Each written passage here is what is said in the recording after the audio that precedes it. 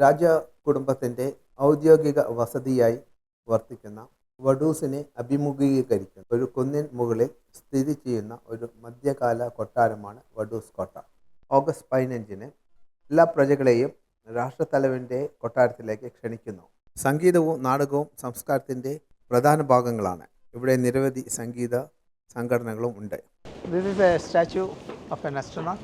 It's a very popular thing. Many people are coming and taking photos next to him. ലിസ്റ്റൻസ്റ്റൈൻ ദേശീയ football ടീമിൻ്റെയും FC വാഡൂസിൻ്റെയും ആസ്ഥാനമായ വാഡൂസിലെ ഒരു football സ്റ്റേഡിയമാണ് Rhine park stadium.